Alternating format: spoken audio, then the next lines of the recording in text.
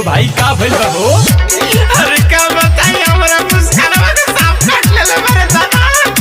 अब हम कैसे जिए? अरे मर्दवा कहाँ काट लो तो तारा मेहरारू के सांप? अरे दादा वो गइल रहल कि रोपनी करे खेत में ओइ जे काट लेलक ये भाइयो। अब हम कैसे जिए रे दादा? आई बापू बाप। अरे माई हो हमहू ना अब जियब रे, माहुर घोर के पियब रे। अरे माई हो माई। अरे दादा अरे हमहू ना अब जियब रे, माहुर घोर के पियब रे। अब टूटल आशा पूरा हमरा मानवा के। अरे दादा वो दादा ए मुस्कान मुस्कान। अरे रोपनी करत में धनवा के सांप कटले बा मुस्कानवा के।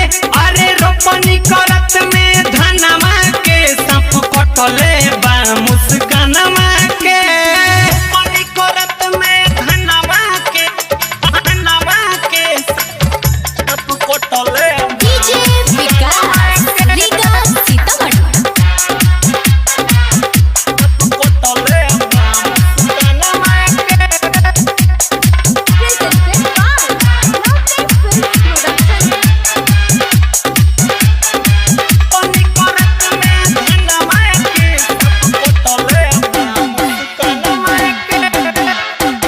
बसिया खा के रनिया रे, चल गइल करे रोपनिया रे।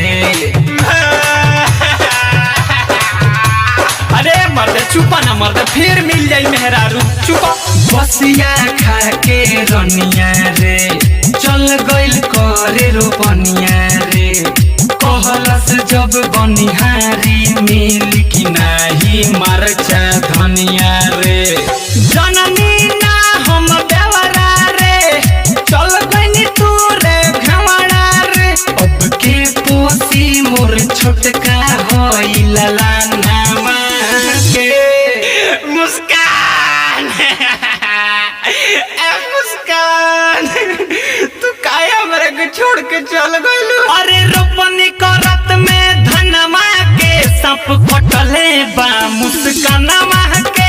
अरे रोपनी करत में धनमा के सांप कटले बा मुस्कानवा के। रोपनी करत में धनमा के सांप कटले बा मुस्कानवा के।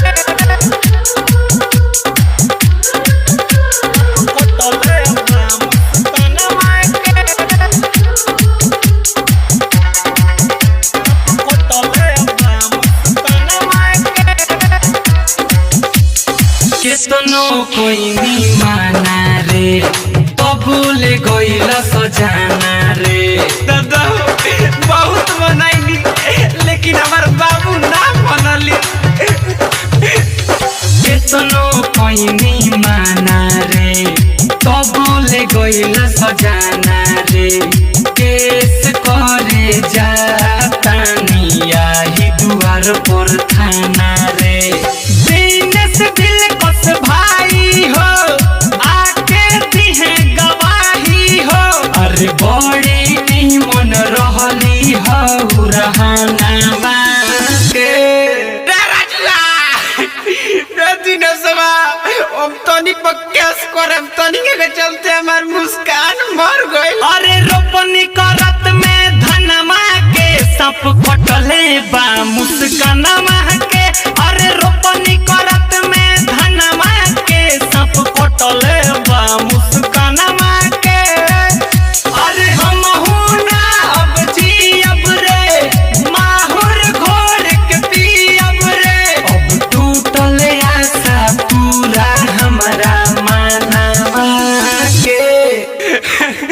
अरे दादा वो दादा ए मुस्कान मुस्कान। अरे रोपनी करत में धनमा के सांप कटले बा मुस्कानवा के। अरे रोपनी करत में धनमा के सांप कटले